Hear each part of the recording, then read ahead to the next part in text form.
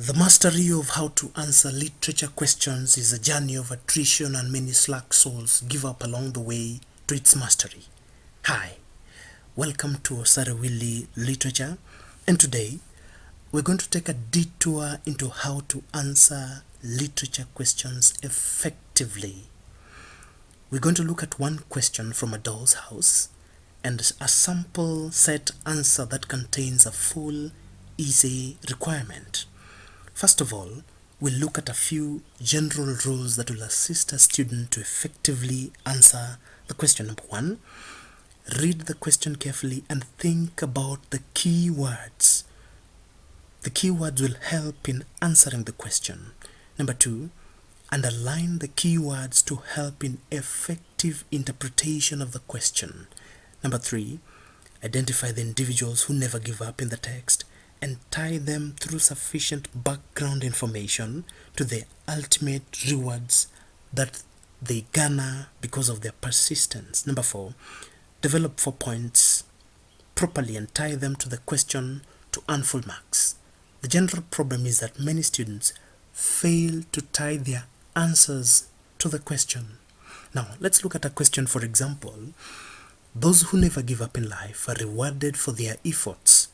Basing your arguments on Henry Gibson's A Doll's House, write an essay to justify this assertion.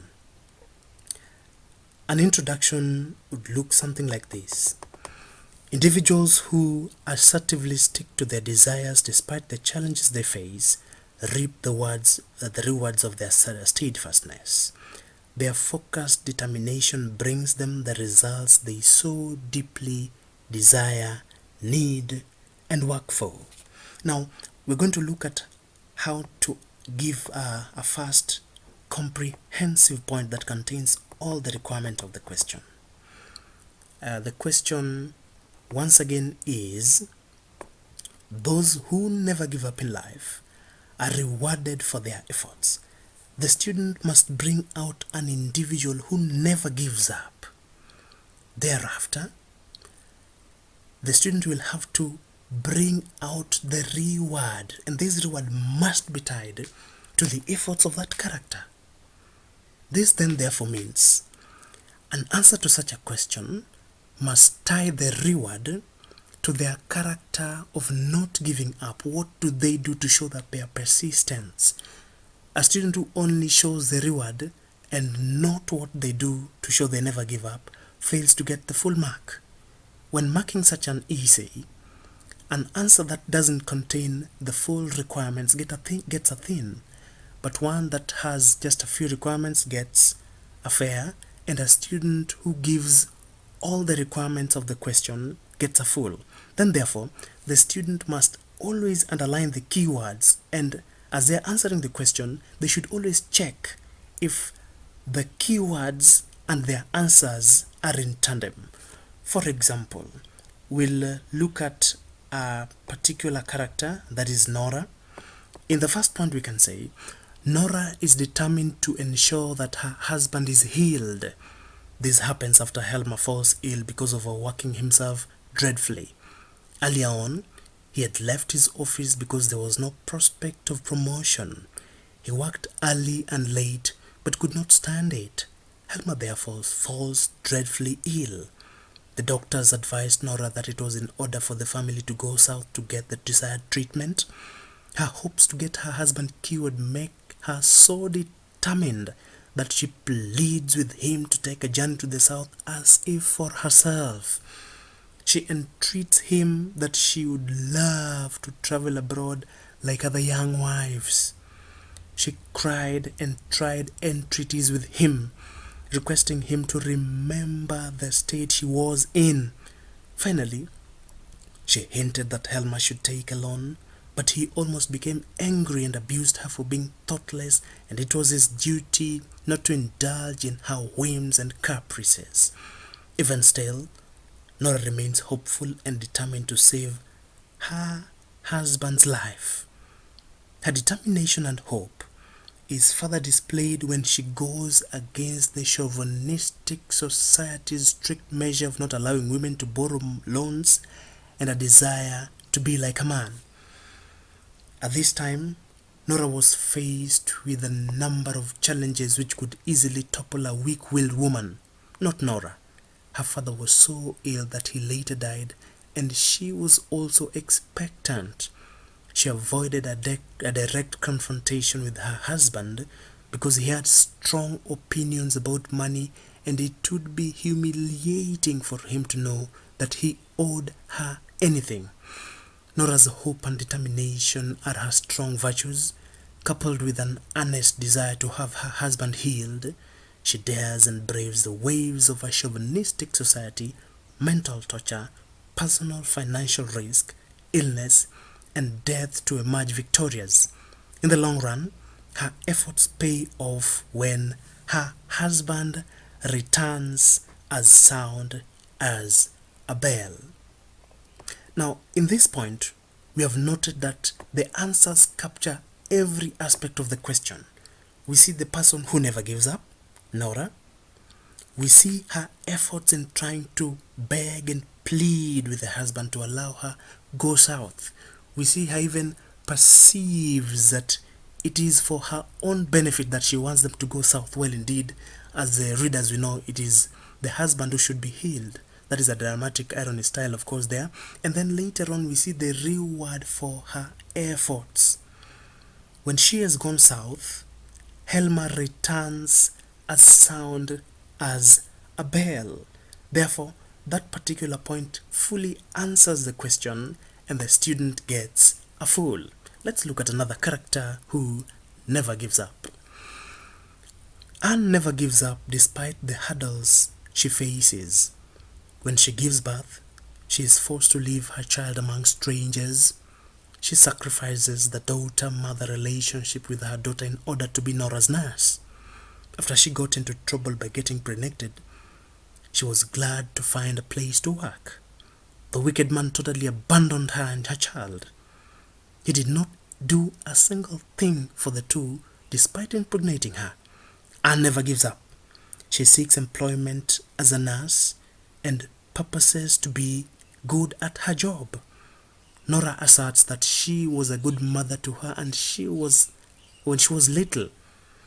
It is because of her excellent love and care as a maid that makes Nora trust her to take care of her children should anything happen to her. Even though life has handed her difficulties and a fair share of nerve-wrenching encounters, she still renders excellent service to humanity without any bitterness. She says that Nora had no other mother but her. Her resilience is thus evident in light of the unfortunate encounters that befall her. Despite being abandoned by the father, Anne's child later is confirmed and married. Point number 3. Mrs. Linde goes through so many challenges both in and out of her marriage that would cripple a weak woman. At first, she is forced to abandon her relationship with Krogstad to marry a richer man.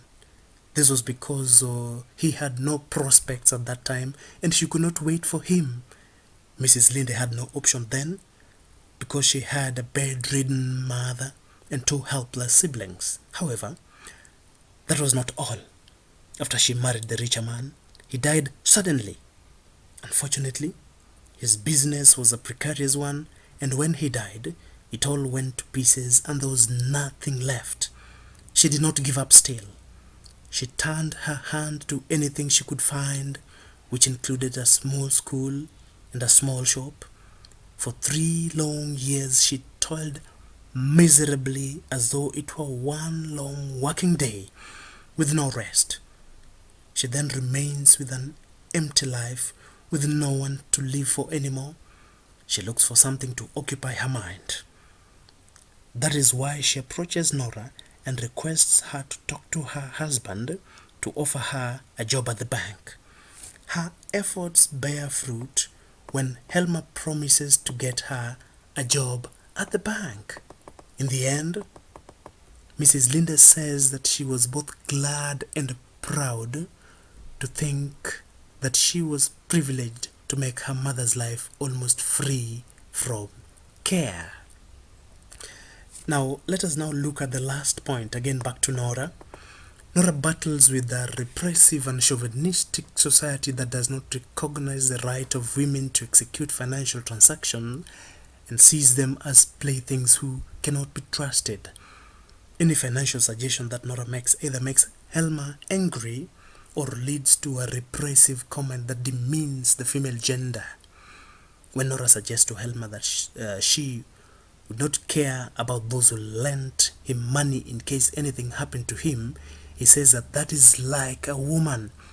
To him, women are spoiled beings who do not have any useful or meaningful knowledge of financial affairs. Even when her husband becomes ill after overworking, and Nora suggests that he takes a loan, he almost gets angry. She has to overwork herself and is almost at her wit's end. Ultimately, she takes a loan from Krogstad with the pretext that is from her father. This causes unlimited storms in the family. Helma immediately bars her from accessing the children and says that he can never give away his honor for her sake. He calls her names like a criminal without considering that the money was used to get him healed. Nora is further blackmailed by Krogstad, who insists that she talks to her husband to keep him at the bank. She fights on and on until finally she obtains her freedom when she walks out of the house where she has been handled as a doll and no serious discussion has ever been brought to the table. She is free to learn her own tastes and preferences and be herself again. Conclusion. In summary, resilience is the key to battling the challenges of life, and those who never despair in the face of obstacles often triumph in the long run. Dear viewer, this particular sample shows exactly how students should write essays based on the set books. After underlining the key points, they must always give sufficient background information that would couple, support, and illustrate how these points come to be. The essay must be cohesive and every point of the essay must lead to one particular point. If a student digresses into other points that are not related to the one discussed, then the student fails to get a full in that particular question. For this sample, that was part 1 of essay questions. Always remember to subscribe to my YouTube channel, Osarewili Literature, to get more of this excellently analyzed and diligently written literature essay set text answers. For today, enough said, and I wish you all the best. God bless.